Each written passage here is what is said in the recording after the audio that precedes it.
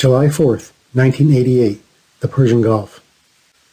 Anchored off Bahrain Bell, just a mile or so outside of port, on board the USS Vincennes, in a spot which came to be known as the penalty box over the next 56 days of the investigation. I had just been involved, in part, with the shooting down of Iranian Flight 655. That 4th of July weekend ended up being surreal, as an eerie silence cast in over the crew as most of us sat in a quiet, somber tone, alone, far from home, family, and friends. A day earlier, we had been operating near the Straits of Hormuz, and were excited at the prospect of heading to the pier in Bahrain for a 4th of July picnic. Over the days prior to the incident, there was increased activity throughout the Gulf. We were alerted to the possibility of significant Iranian-Iraqi military activity. The warning covered the 4th of July holiday weekend. Well, lucky for us, we'd be having a beer on the steel beach.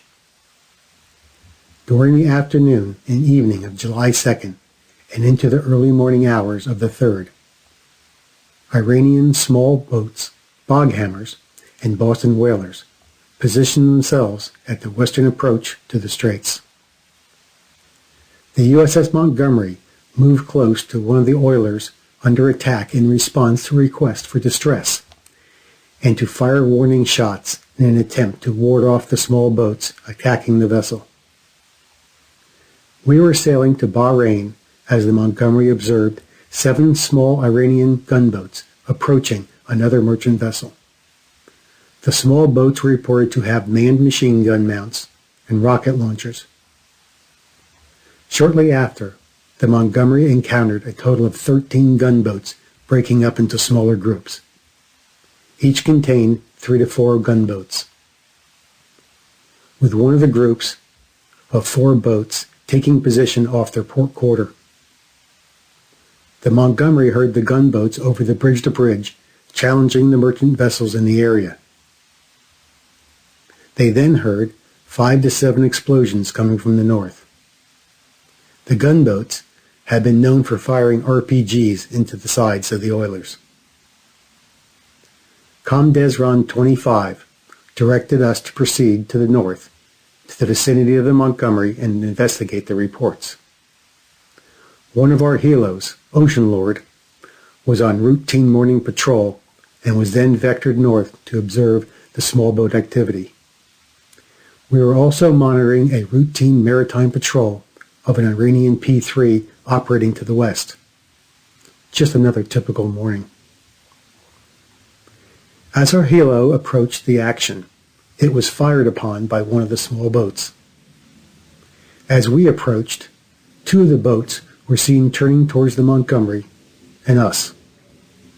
The closing action was interpreted as a demonstration of hostile intent. We then requested and were given permission by Commander Joint Task Force Middle East in Bahrain to engage the small boats with gunfire. As we opened fire and were actively involved in 5-inch shelling, we were maneuvering into a position just west of the air corridor known as Amber 59. As the Iranian Airbus 300, Flight 655, took off from Bandar Abbas, Joint Military Civilian Airport, destined for Dubai Airport. The flight, a routine scheduled international flight via that commercial airway. As our CO's intentions were devoted to the ongoing surface engagement, very little time was left for him to personally verify information provided to him by CIC, a team which he had great confidence in. The fog of war and those human elements which affect each individual differently, not the least of which was the thought of the recent Stark attack, are factors that must be considered. I had also been on board the USS Reeves a year earlier, escorting the mighty Servant, which was carrying the USS Stark on its voyage out of the Gulf. From the time Captain Rogers first became aware of the approaching flight as a possible threat until he made his decision to engage, an elapsed time of 3 minutes and 40 seconds passed. Rear Admiral Fogarty and the investigation team arrived in Bahrain on July 5th. Preliminary interviews began during the morning of the 6th. As the senior meteorology and oceanographic expert on board, I was waiting to provide the investigation team with the environmental conditions and attest to the effects of the ship system's performance that may have played a part in the incident. The uncorrelated IFF squawks obtained by the Montgomery's IDS could have been generated by any of the C-130 F-4 F-14s located on the ground at Bandar Abbas. This was also supported by our Aegis Spy-1 radar. Any one of the aircraft present on the field could have responded to our numerous interrogations. The Vincennes did not purposely shoot down an Iranian commercial aircraft. Rather, we engaged an aircraft reasonably believed to be hostile and a threat to our ship.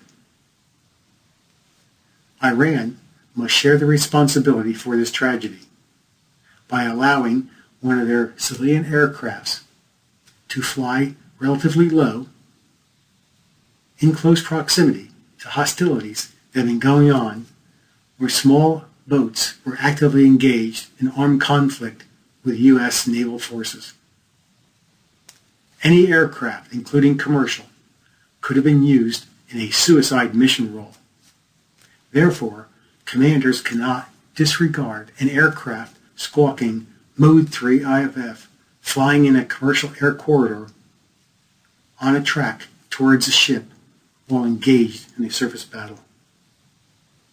The shooting down of the plane has continued to be a subject of fierce debate, something I will always live with. There is a lot more to this story not seen or heard by news reports. However, that's a story for another day.